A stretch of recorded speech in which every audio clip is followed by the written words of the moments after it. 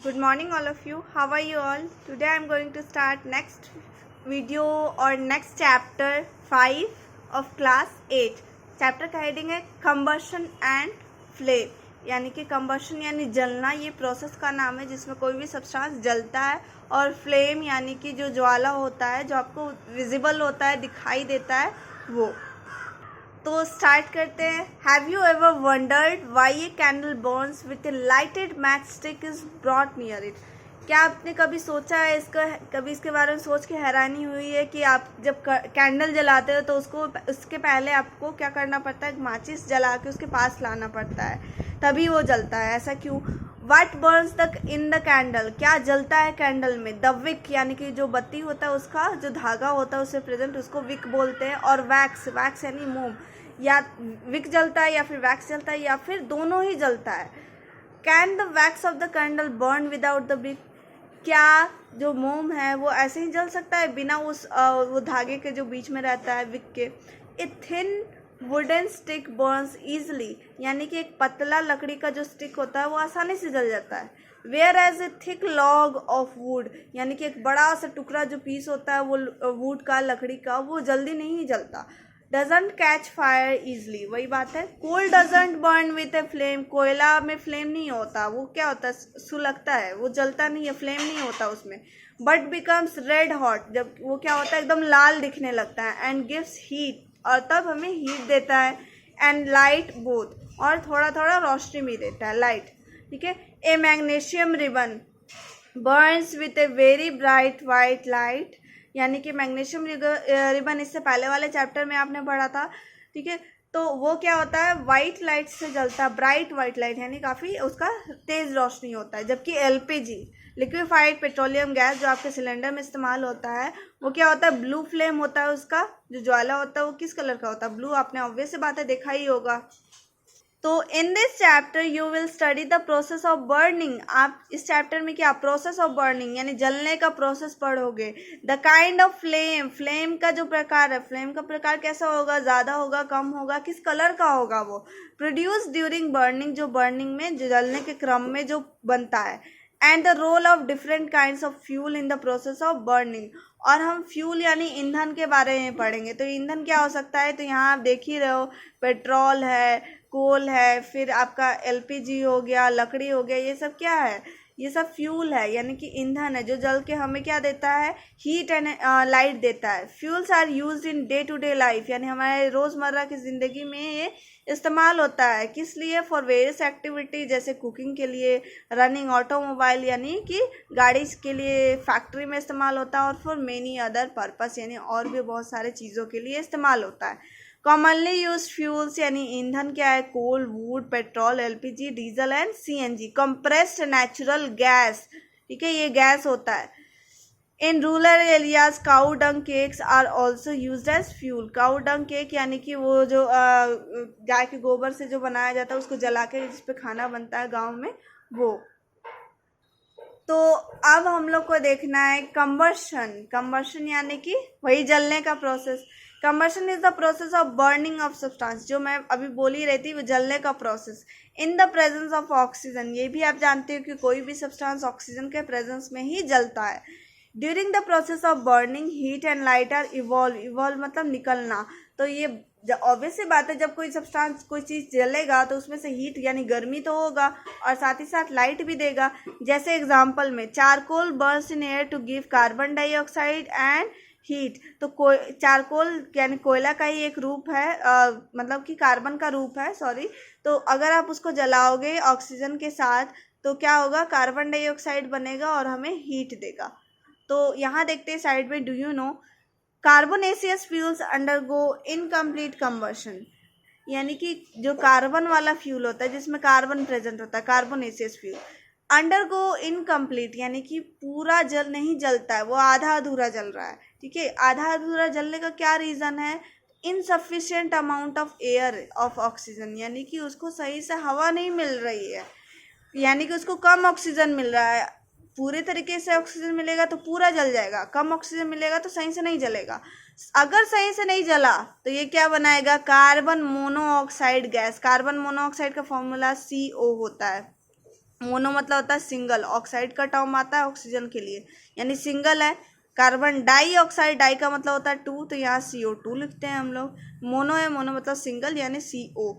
Next है यहाँ suit यानी काला धुआं, और वाटर और हीट और लाइट बनाता है। वाटर बोलोगे हमें दिख नहीं रहा, ये वाटर वेपर के फॉर्म में होता है। Okay, the fuels undergo complete combustion in adequate supply, यानी एडिक्वेट का मतलब होता है सफिशिएंट, कि अगर हम लोग इसी ईंधन को, इसी चारकोल को अगर हम लोग सही तरीके से जलाएं, अगर सही तरीके से उसको ऑक्सीजन दे रहे हैं, तो क्या होगा, कार्बन डाइऑक्साइड बनाएगा, ये बनाएगा। अगर नहीं ऑक्सीजन मिल रहा था तो क्या बना रहा था, ये बना रहा था carbon monoxide. Water, heat and light तो कॉमन है। अब आप बोलोगे तो फिर क्या फ़र्क पड़ता है, कोई फ़र्क तो नहीं पड़ता है इससे, नहीं, बहुत फ़र्क पड़ता है। जैसे आप देखिए कार्बन डाइऑक्साइड ये हार्मफुल नहीं होता, हाँ बिल्कुल सही है, ये हार्मफुल नहीं होता, यानी कि कार्बन डाइऑक्साइड से सिर्फ ग्लोबल वार्मिंग होता है, इससे डेथ नहीं होती किसी इंसान की। लेकिन अगर आप कार्बन मोनोऑक्साइड अगर कहीं बन रहा है, अगर आप इसको काफ़ी देर तक उस एरिया में हो जहाँ पे कार्बन मोनोऑक्साइड है, और आप वहाँ पे सांस ले रहे हो, तो आप बेहोश हो जाओगे, और इवन कि आपकी डेथ भी हो सकती है। तो ये पॉइजनस गैस है, जबकि कार्बन डाइऑक्साइड पॉइजनस गैस नहीं है। तो इसीलिए मैं बोली बहुत फ़र्क पड़ता है ये कंबशन से, यानी कि पूरा जलने से और आधा अधूरा जलने से बहुत फ़र्क पड़ता है। ठीक है, तो नेक्स्ट देखते हैं क्या है। नेक्स्ट है सिमिलरली नेचुरल गैस यानी मीथेन। मीथेन का क्या फॉर्मूला होता है, यहाँ लिखा हुआ है, ये क्या CH4 मीथेन है। Burns in air and form carbon dioxide, water vapour and heat. ये मीथेन आपको दिख गया, एयर में क्या ऑक्सीजन के प्रेजेंस में ही जला गया, तो जहाँ एयर लिख दिया तो इसका मतलब क्या समझोगे आप, ऑक्सीजन। क्या बना रहा है, कार्बन डाइऑक्साइड, वाटर, तो ये वाटर वेपर यानी गैस के फॉर्म में है, और हीट।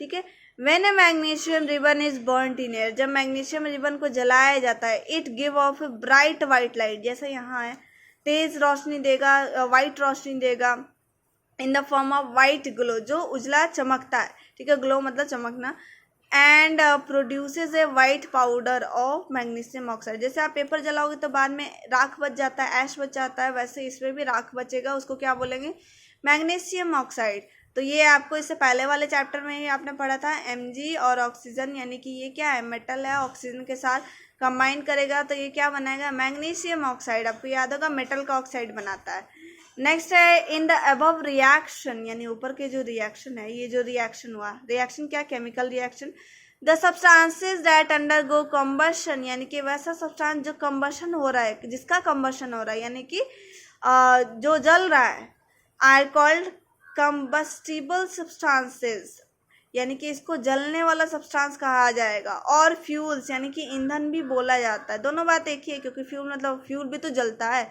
जैसे एग्जाम्पल क्या हो गया, charcoal, natural gas, natural gas यही आपने देखा था, ये मीथेन, etc। फ्यूल्स कैसा हो सकता है, सॉलिड, एग्जाम्पल कोल है ना, लिक्विड, इसका क्या एग्जाम्पल हुआ आपका, पेट्रोल और डीजल, बहुत इजी। गैसियस, CNG या फिर नेचुरल गैस मीथेन, ये भी इजी हो गया। ठीक है, next, a substance burn above which ignition temperature और काइंडलिंग टेम्परेचर। ठीक है, तो पहली बात ये बोल रहा है कि कोई भी चीज़ इसके इग्निशन टेम्परेचर पे जलना से ऊपर पे जलता है। इग्निशन टेम्परेचर वैसे होता क्या है, तो अब यहाँ देखते हैं, द इग्निशन टेम्परेचर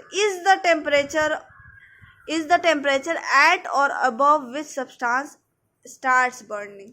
तो आप सीधे सीधे ये जान लो कि वैसा टेम्परेचर, वैसा उसका जो तापमान जो किसी सब्सटेंस को जस्ट बर्न होने यानी तुरंत जलना स्टार्ट हो जाएगा उसी टेम्परेचर पे, या उस टेम्परेचर से हल्का सा ऊपर करोगे, मतलब तापमान बढ़ा दोगे, तब वो जलना शुरू हो जाएगा। तो वैसा टेम्परेचर कहलाता है इग्निशन टेम्परेचर। इग्नाइट का मतलब होता है जलाना, बर्न होना। तो ये क्या हुआ, वैसा टेम्परेचर जिस पे कोई चीज़ जलना स्टार्ट कर रहा है, शुरू ही हो रहा है अभी, तो उसको इग्निशन टेम्परेचर बोला जाएगा।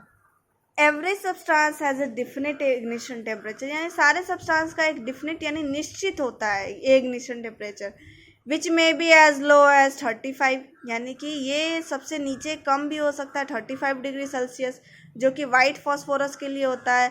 ये क्या है, रूम टेम्परेचर पे आपको याद होगा वाइट फॉस्फोरस क्या होता है, पानी में रखा जाता है डुबा के, क्यों, क्योंकि ये हवा में ही जल जाता है। और as high as 260 degree Celsius, और ये 260 डिग्री सेल्सियस तक भी जा सकता है, यानी रेड फॉस्फोरस के जलने में इतना टेम्परेचर देना होगा तभी वो जलेगा।